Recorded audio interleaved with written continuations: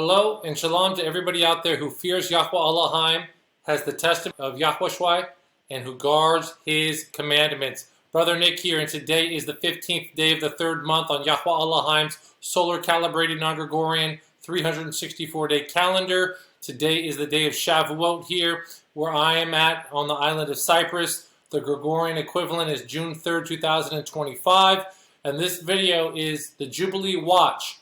Shavuot, first fruits of wheat, and the Feast of the Covenants, Noah's covenant, the Israelites' covenant at Sinai, the renewed Israelite covenant and blessing and curse at Mount Ebal and Gerizim, Jesus' second ascension, and the redemption of Ruth, Psalm 91 and 92. I've made a lot of videos on the festival of Shavuot. Here's one from over 7 years ago in Jerusalem.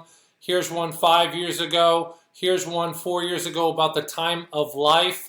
And yes, I do believe that there will be such thing as a rapture, but the rapture is like a supernatural vision, I believe, and access into the heavenly realm. This is probably the best definition that I can give from the scriptures of what a rapture really is. Okay, it's an out-of-body experience, but you come back in your body and you're here on earth. Possibly, this is how I understand it. And then my video last year from where I was outside Alexandria, Egypt, and I explained about the covenant of Noah, and I'm going to be touching more about that in this video, but it's very important because this is an Israelite concept of the morning and evening offering. It's found in the book of Jubilees, and it has all things to do with the Israelites entering into the covenant of Noah at Mount Sinai. I'm going to explain that from Jubilees chapter 6. Okay, really surprised about how little views this video got. But anyways, there's a lot to cover on the day of Shavuot. Here's a screenshot of my memorial anniversary spreadsheet calendar right here. Link to this in the description.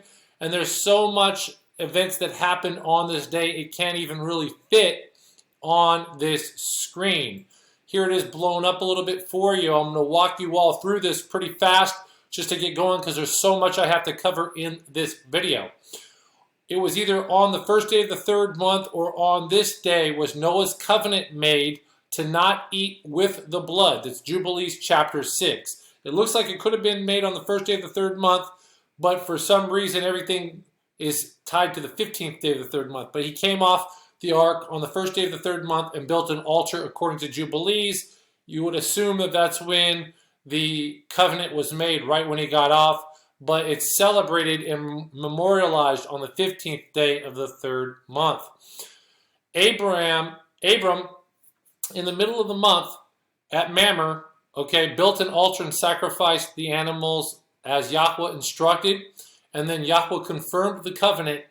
Abram had that deep sleep come upon him, and then Yahweh passed through the animals as a flame. That's in Jubilees chapter. We get the date for that event in Jubilees chapter 9, even though that appeared in Genesis. Also on that day, Abram also offered the first fruit offerings, which would have been the first fruit of the wheat harvest on that day. So that's Jubilees chapter 9. Okay.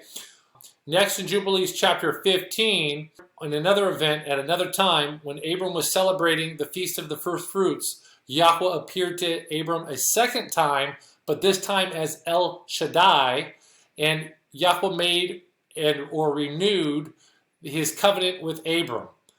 Okay, at that time period, in that record, according to Jubilees 15, is the record that same date, it was on a Shavuot, that Abram's name was changed to Abraham. The covenant of circumcision was also given to Abraham on that day. That's why the covenant is a sign. Circumcision is a sign of the covenant. Also on this day, the promise of a son would be made to Abraham. And then Sarai, her name was changed from Sarai to Sarah on this day.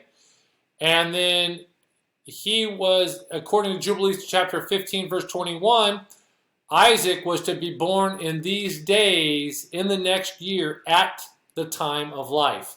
And that's so important to understand this theme of at the time of life. So that's very important to know. And then Sarah, and then in Jubilees chapter 16, Sarah gave birth to Isaac. And Abraham blessed Jacob and died on this day on Jubilees chapter 22. So there's a lot going on with Jacob and Abraham and Isaac on this day. Also, it appears that Jacob made a feast for Laban, and they made a covenant together at Gilead, according to Jubilees chapter 29. That event happened on this day. Also, Yehuda was named and circumcised on this day. I believe circumcised, according to Jubilees chapter 28. And then Israel, or Jacob, celebrated first fruits with the old grain due to the drought. Jubilees chapter 44. And then that's when, according to Exodus 19, verse 1 through 15, the Israelites arrived at Mount Sinai on this day, on the 15th day of the third month. Moses goes up the mountain. Yahweh calls Moses up and tells him that he wants to make a covenant. Moses goes back down the mountain and tells the elders. The elders agree to what Yahweh said through Moses. Moses went back up the mountain to report it to Yahweh, what the elders had said, that they agreed to the covenant. So that was the verbal confirmation of the covenant before Yahweh even spoke. So it was at this day the Israelites arrived at Mount Sinai from Horeb. So that had to been like almost a day's journey. Then Moses went up the mountain. Okay, then he went back down the mountain to tell the elders. The elders agreed to everything, and then he went back up the mountain to report to Yahweh.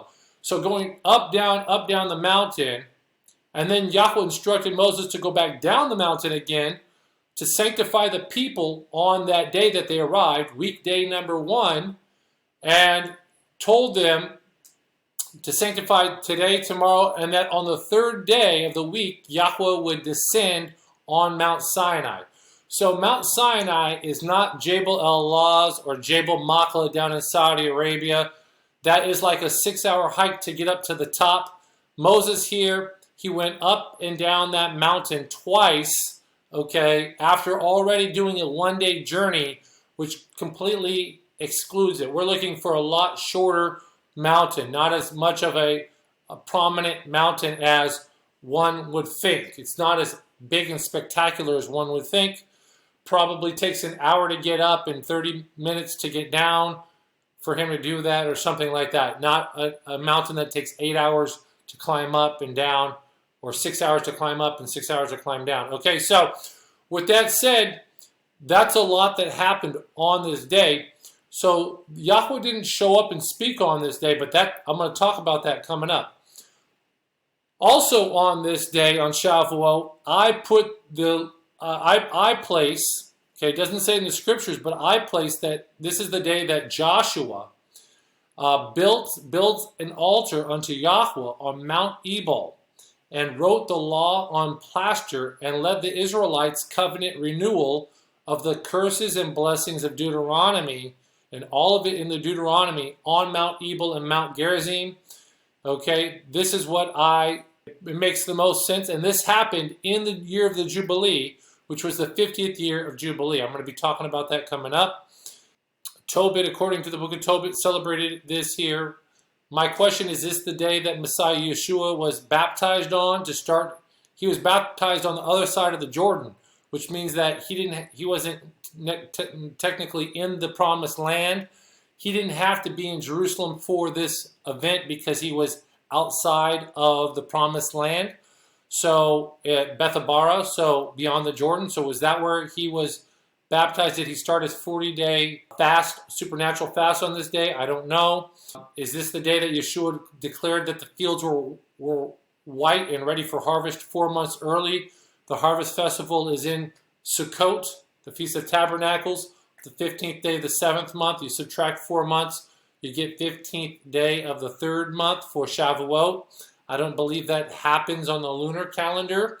Okay, and then, which I've already disproven elsewhere. And then on this day was Yeshua's second ascension. That's very important to note that he had 2 ascensions. I have a paper on that unequivocally proves it, and I'll be talking about that in this video and pointing you all out and pointing you to that paper. So again, by my calculations, if you haven't been following my channel, we are in my humble opinion, and the best calculations that I think that can be done, we are in the 70th year of Jubilee of the Israelites and the 120th Jubilee of man. It started, and the Jubilee year became sanctified on the September 28th, 2024, and we have been in the Jubilee watch since. So the Jubilee became sanctified. A lot of people, including myself, would expect more action if this were a Jubilee year or a year of Jubilee. But the scriptures, the math, the astroarchaeology, the archaeology all prove that it is. It all synchronizes together and proves that it is. But it needs to be noted that the action in the Promised Land did not occur until the Battle of Jericho during the Jubilee year. The battle, the action didn't happen until the Jubilee trumpets were blown in the Battle of Jericho. And again, as I've been saying, the longer Adonai Yahweh waits to judge the Israelites first and then the earth, the more gracious he is. So he's being extremely gracious, and that's just how it is. In this video right here, wasn't 4 weeks ago, this was like 3 months ago. This is just an old screenshot of the date of the video. It was in the Battle of Jericho during the year of Jubilee when the last time in the scriptures the word Jubilee was used. Also in the Battle of Jericho is the last time in the scriptures the Jubilee blast was made. Okay, it was on the 7th day after they marched 7 times around that they blew the Jubilee horns and made the Jubilee blast, and then all of Israel yelled with a great shout, and then the walls came down. But the word that was used there was Jubilee, and it was the last trump, which was the final last trump of the 7-day march. And the march around Jericho was the Jubilee blast. I talked about that in that video. Here's the word Yobel that's used. It is used all of these times in Joshua, and the last time that it was used, I believe, is Joshua 6:13. Okay, they blew the trumpets. Okay, which trumpets? The ram's horns. It says ram's horns here, but it's really Yobel. So that's something to consider the last time it was used. This is the word right here. It was Yobel Koran for the Jubilee's horn or the ram's horn. It's Yobel Koran. That's the last time it was blown and mentioned.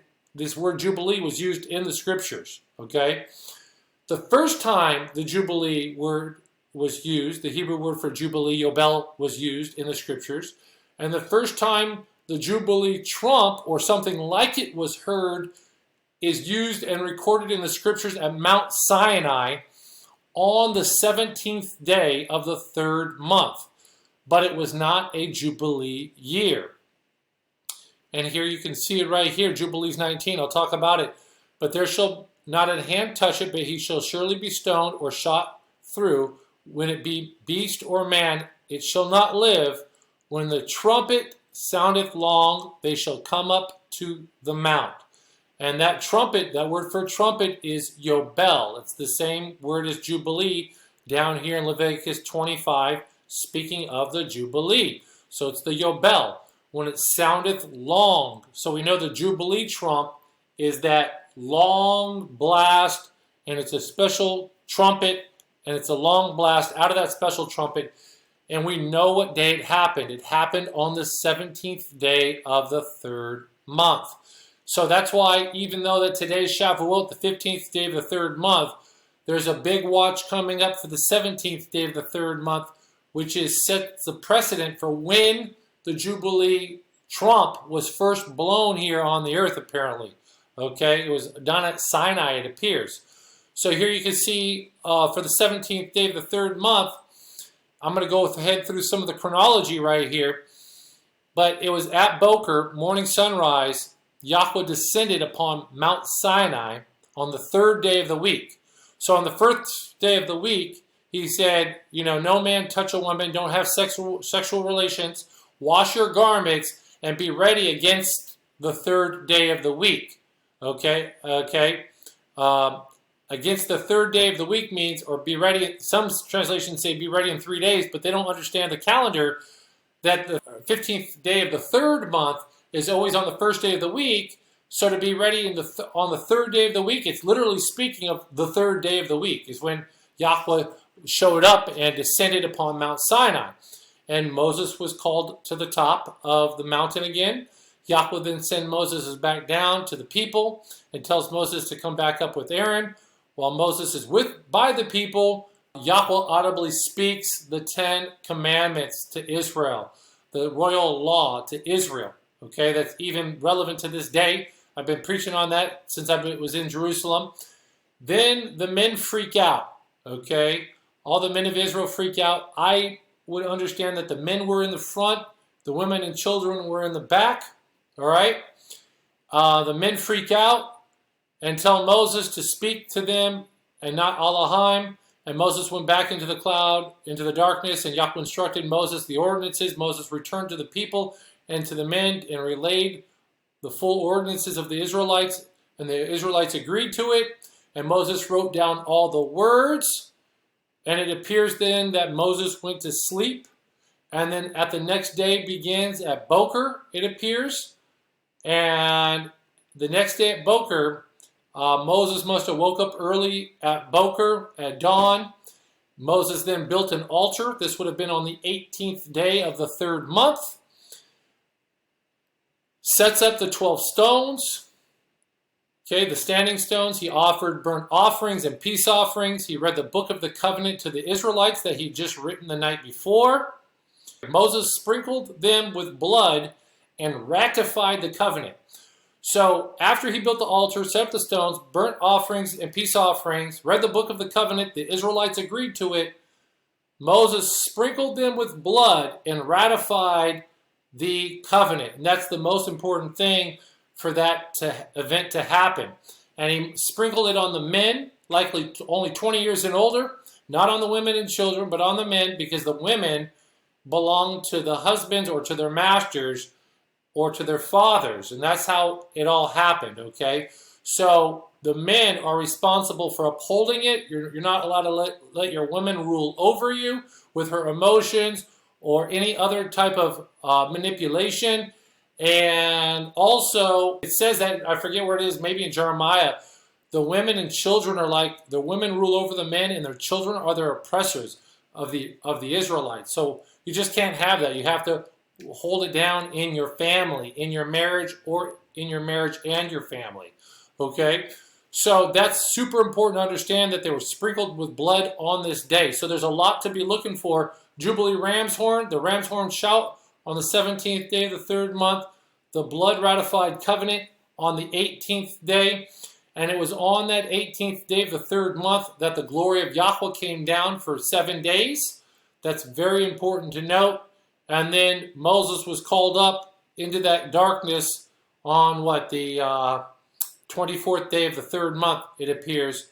And he went up there for 40 days. He started his 40 days right here. So, like I said, it was the 50th year of Jubilee when the Israelites did it. The year was 1407 to 1406 BCE.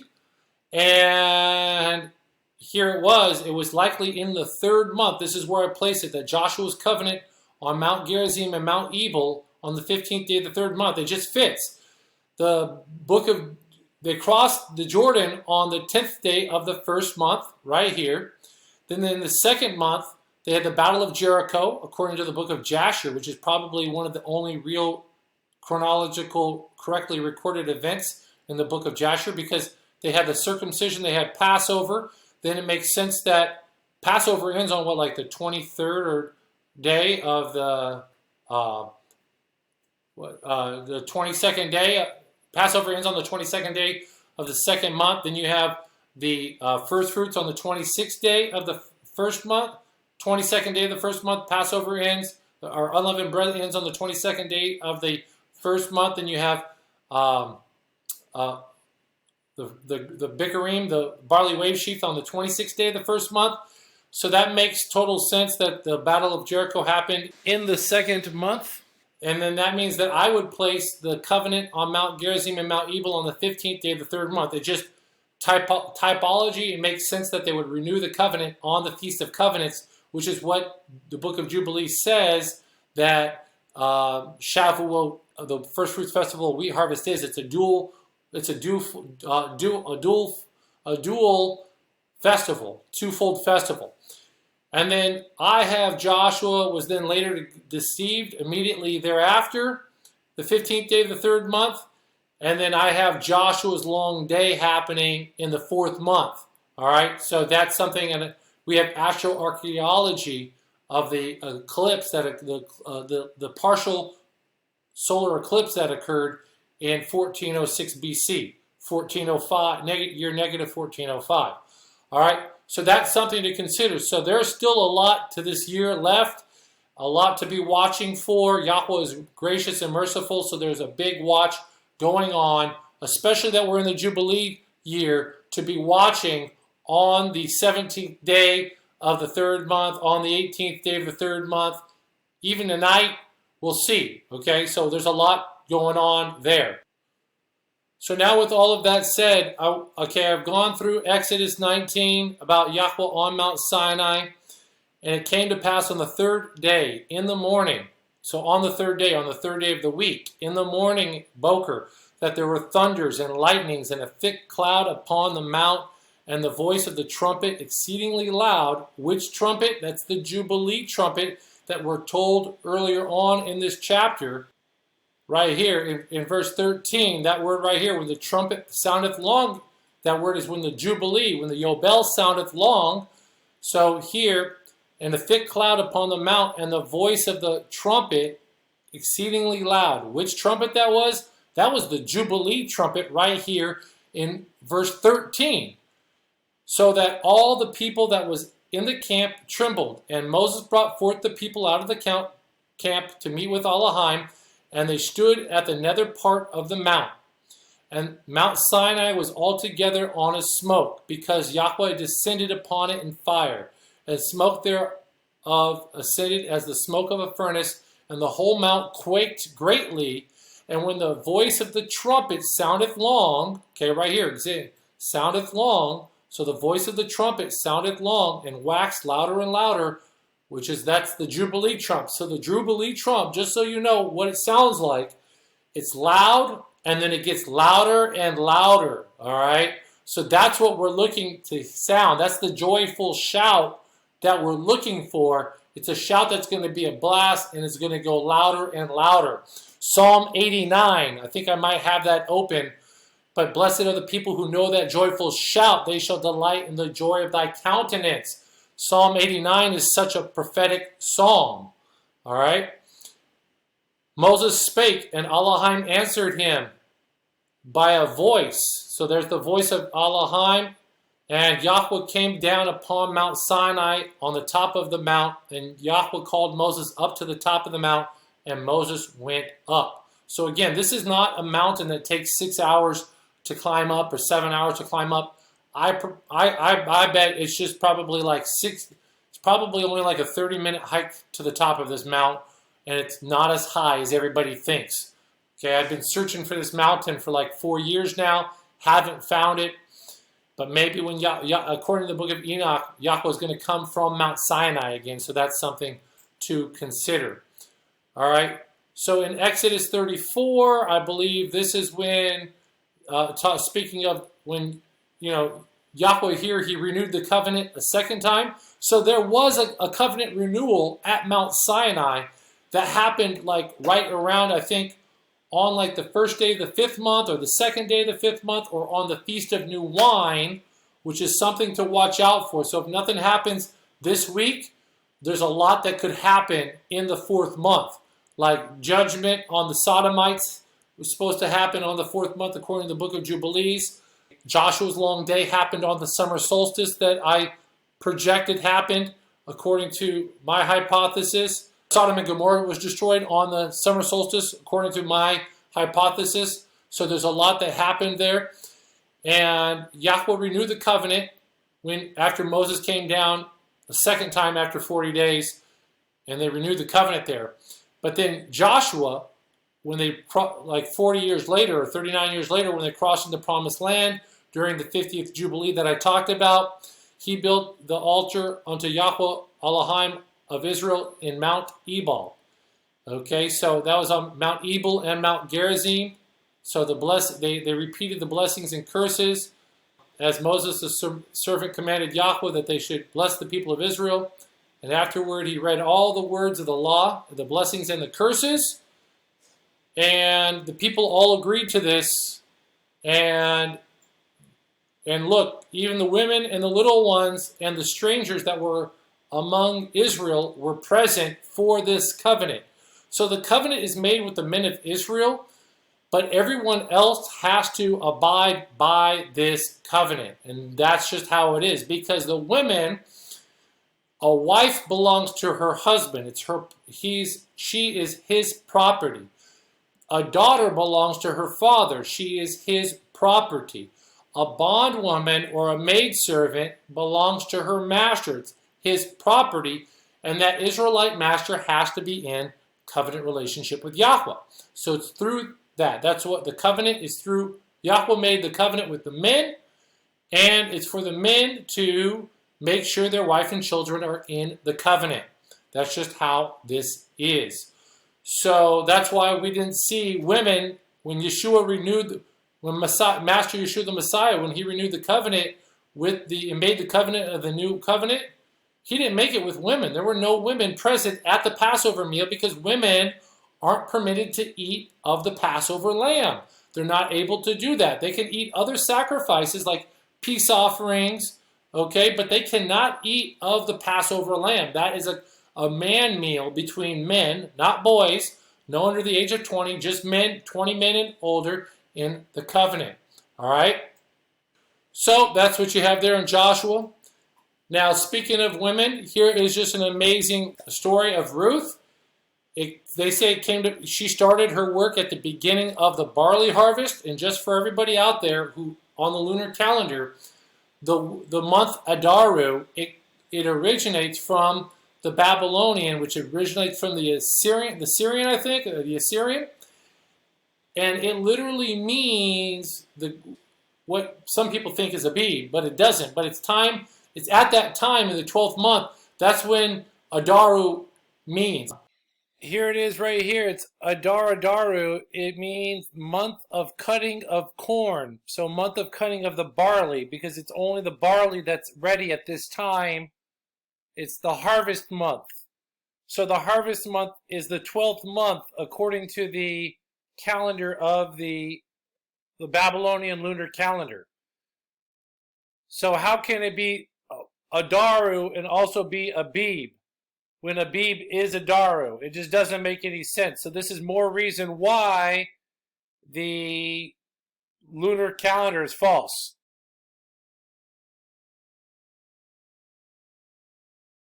Goes against all the lunar calendar crazies out there who want to go on the lunar calendar. It just does. You guys don't even know the agricultural clues. But Ruth's story is all about redemption. The redemption, I believe, happens towards the end of the wheat harvest. Very important to note. I live here I'm here on the island of Cyprus, and I've lived here as a home base on and off over the last like 5+ years, and spent 2 years in and out of the Holy Land. And at this time of year, this is when the breeze is all coming. This is when the wind is coming to go ahead and to sift the wheat and to thresh the threshing floor. And that's just something to consider. If you haven't read Ruth today, if you didn't read Ruth yesterday, if you're in the States and you missed that on Shavuot, I suggest that you read the book of Ruth. I read it yesterday with my family to prep for this day, so I'm ahead of things. But this is very important to understand because this is a story of redemption. Boaz doesn't make redemption until at the end of the wheat harvest. The end of the wheat harvest right now it would be going on right now. The wheat's been ready to harvest out here on the island of Cyprus probably for like the last 4 weeks, maybe 5 weeks. So we're kind of toward the end of the wheat harvest, and we're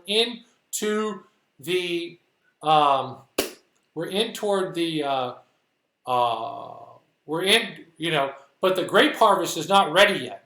The grape harvest isn't for at least 5 more weeks out here at this climate in the Eastern Mediterranean.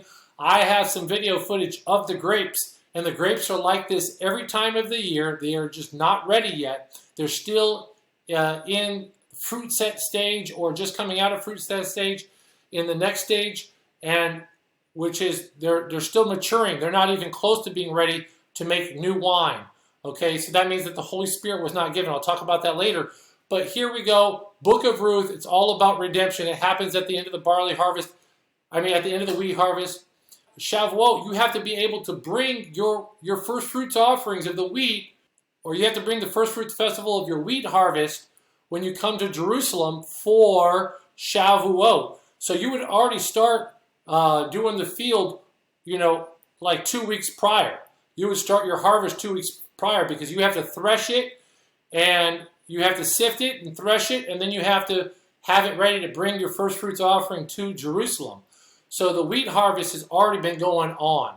And that's the same thing with the barley harvest. The first fruits of the barley harvest, the Bikurim wave sheaf that happens, you would bring your first fruits barley likely at for Passover. So you would have already started that harvest for the barley like at the end of the 12th month. At the end of the 12th month, you would have started your barley harvest to have some barley brought in. And you might bring the fire-roasted green ears, which is the frika. Okay, you can bring frika as an offering, the roasted barley grain.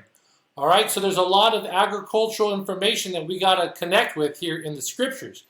Now, I just put a post out on my YouTube page yesterday because I didn't get this video out when I wanted to.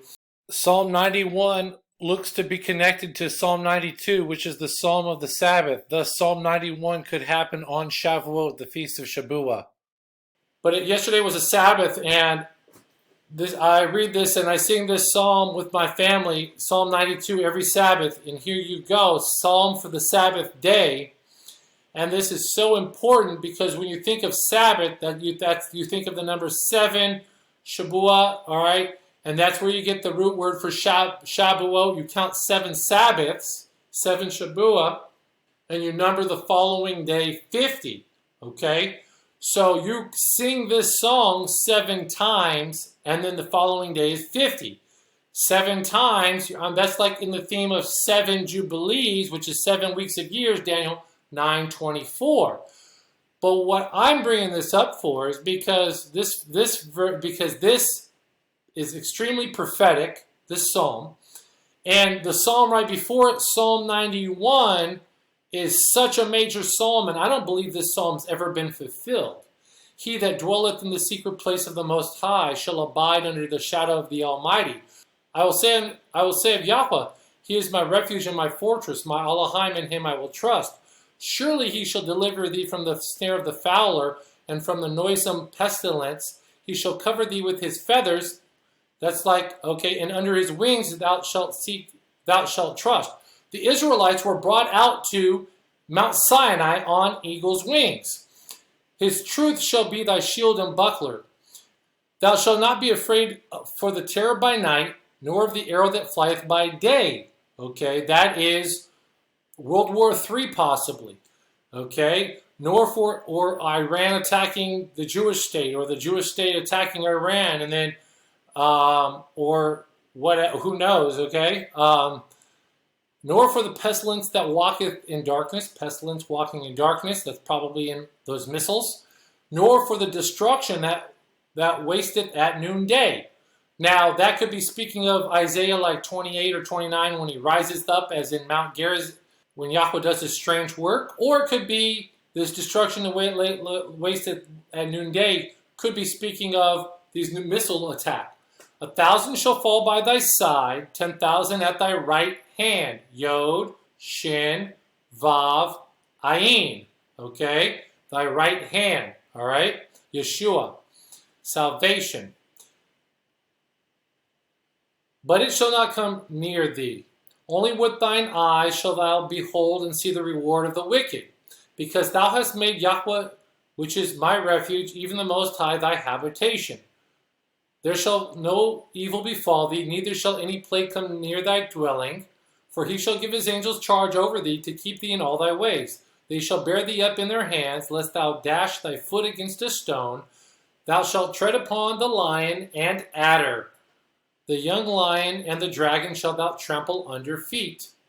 Because he has set his love upon me, therefore I will deliver him. I will set him on high, because he has known my name.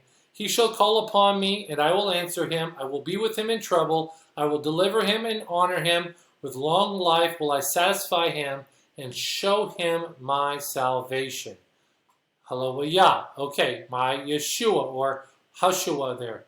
Okay, so that's what's going to happen. So I put like Psalm 91, since it's right next to Psalm 92, I put it side by side. Yeah, you might say, well, hey, Nick, it should be after if it's connected like that. I don't know. They just seem right next to each other, and the psalmist had a reason to put it there. Here you have Psalm 90, which is the Psalm of Moses, okay? And that's extremely important. Then you have Psalm 89, which I've talked about this, about the joyful shout. Let me go ahead and put this in here. I think everybody should read this. This is a hitter right here as well, okay? This is a very hitting psalm, extremely prophetic about the servant David. But it says, blessed is the people that know the joyful sound. What's that joyful sound? At Mount Sinai, it was dreadful. It was dreadful. The Jubilee sound was dreadful. But to some people, it's going to be a joyful sound. They shall walk, O Yahweh, in the light of thy countenance. In thy name they shall rejoice all the day, and in thy righteousness they shall be exalted.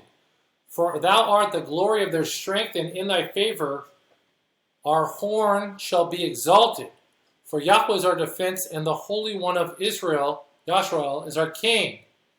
Then thou speakest in a vision to thy Holy One, and saidest, I have laid help upon one that is mighty. I have exalted one chosen of the people. I found David my servant, and with my holy oil I have anointed him.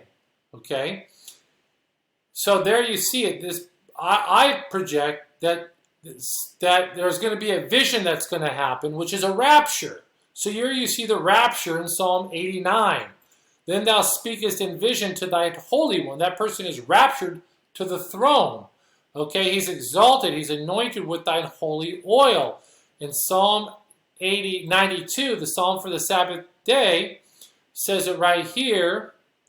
But my horn shalt thou exalt like the horn of a wild ox, Ephraim. I shall be anointed with fresh oil. Mine eyes shall also see my desire on my enemies. My eyes shall look upon my enemies, and my ears shall hear the evildoers who rise up against me. The righteous shall grow like a palm tree. He shall grow as a cedar in Lebanon. Those planted in the house of Yahweh shall flourish. They shall bear fruit in old age. They shall be fat and fresh to declare that Yahweh is upright, my rock, and in him is no evil. But here you see it. His eyes, mine eye shall see the desire of the wicked. My ear shall hear the desire of the wicked that rise up against me. And then in Psalm 91, it says it right here. This person in Psalm 92 is seeing, only with thine eyes shalt thou behold and see the reward of the wicked. Here in Psalm 92, it says, mine eye shall see the desire of my enemies, and my ears shall hear the desire, or shall hear my desire of the wicked that rise up against me. So Psalm 92 is connected to Psalm 91 through that thing. This person's going to see desire on the enemies, okay? All right, and so that's a lot there. Also, I mentioned in this paper right here, I should say, right here, I go through the chronology from Lazarus' resurrection and before to the time of Messiah Yeshua's resurrection, and I explain how Messiah Yeshua had two triumphal entries, and then also if you read carefully in Luke and in the book of Acts, there's two different ascensions into heaven that Master Yeshua had. All right? So you need to read this paper. You need to log into academia and get this paper. There's a link to this paper in the video description. Only 10 views. Messiah Yeshua, he ascended into heaven in Acts chapter 1, right here, on the day of Pentecost, on today. And I'm going to go ahead and read that here, and I'm going to almost be done with this whole video. In the beginning, assembled together with them, commanded them that they should not depart from Jerusalem, but wait for the promise of the Father, which he saith, ye have heard of me. For John truly baptized with water, but ye shall be baptized with the Holy Ghost not many days hence. So they're in Jerusalem right now. Okay, the apostles are in Jerusalem with Yeshua. It was after he'd been seen for 40 days. I talk about that in my paper and explain the 40 days. It doesn't mean 40 days straight. He just was seen for 40 days, okay? And when therefore they were come, they asked of him, saying, Master, how long wilt thou at this time restore again the kingdom to Israel? So they wanted to know on Shavuot, on the first fruits festival of the wheat harvest, was the Master going to restore the kingdom of Israel? That's a great question that I'm asking today. Is he going to restore the kingdom today? Is he going to start restoring it today, tonight? And he said unto them, It is not for you to know the times or the seasons which the Father hath put in his own power. Okay, but now we know the times and the seasons because we have the Jubilee year, according to astroarchaeology, according to archaeology, according to the prophet Jeremiah, and according to the prophet Ezekiel, and according to 1 Kings, the record in 1 Kings, we have the Jubilee year, it appears. There's no other way I could see it. All right, using all that information to pinpoint it. But ye shall receive power after the Ruach HaKodesh has come upon you, and ye shall be witnesses unto me both in Jerusalem and in all Judea and in Samaria and under the uttermost part of the earth, of the land. And when he had spoken these things, while they beheld, he was taken up, and a cloud received him out of their sight. And while they looked steadfastly toward heaven, as he went up, behold, two men stood by them in white apparel, which also said, Ye men of Galilee, why ye stand gazing up into heaven? This same Yeshua, which is taken up from you into heaven, shall come down in like manner as ye have seen him go into heaven. So the question is that going to happen on a Shavuot? I remember that white orb from Jerusalem, that over the Temple Mount, it came down and it shot up. Don't know if it was CGI. It was documented from two events. But maybe it was like something like that going into a different dimension. Then returned they unto Jerusalem from the mount called Olivet. So right now, this ascension came from Mount of Olives. The ascension in Luke 24 came from the town of Bethany. But here they're saying the Mount of Olives, which is from Jerusalem, a Sabbath day's journey. So some people, you might make the argument, Nick, he was resurrected on, or he ascended on a Sabbath. But also I would think that the Sabbath day journey applies to the high feast, the Hajj pilgrimage festival of Shavuot, okay, because it's a high Sabbath. So I would assume that applies there to that event. And therefore, that's why I put it, that's why I lay out the whole textual evidence out of the Gospels that the apostles, they stayed for the first fruits of the barley harvest, and then after that they departed to the Lake Galilee. He was seen of Lake Galilee, and then they returned back for the Hajj pilgrimage festival of Shavuot, first fruits of the wheat. They're in Jerusalem, which is why Yeshua said, hey, don't depart from Jerusalem, but wait until the Holy Ghost is sent. And then the Holy Ghost is sent in Acts chapter 2, and it was on the feast on the Pentecost of new wine, and I put that all in this this paper. You got to download this paper and read it. I hope that you all be blessed by it. All that information is important for everybody to know. Link to the paper in the video description. Click the link to my academia page to download this paper. So now with that said, I want to get here in the book of Jubilees, chapter 6. I talked about this in my video last year from Alexandria, Egypt. Here I am now. I'm speaking about it again. But we get a special insight in the book of Shavuot of what this blood sprinkling was about. Here it talks, at the beginning, it talks about the feast, about Noah's covenant coming off the ark. And he made a covenant about not eating with the blood, which means you have to eat boiled flesh. You cannot eat any blood that was in or that is in any flesh. And he made a covenant of Yahweh Elohim forever throughout all the generations in this month. Okay, this is the messenger of Elohim, the messenger of Yahweh, I believe, speaking with Moses on Mount Sinai. On this account he spake to thee, to Moses, that thou shouldest make a covenant with the children of Israel in this month upon the mountain with an oath, and that thou shouldest sprinkle blood upon them because of all the words of the covenant. So the blood sprinkling with which Yahweh made with them forever. And this is the testimony that is written concerning you, that you should observe it continually, so that you, Moses, and the Israelites should not eat on any day any blood of beasts or of birds or of cattle during all the days of the earth. And any man who eateth the blood of beast or bird or of cattle or of birds during all the days of the earth, he and his seed shall be rooted out of the land, out of the Holy Land, with the exception of the Passover, which one is required to eat the blood with the flesh. Okay? And do thou command the children of Israel to eat no blood.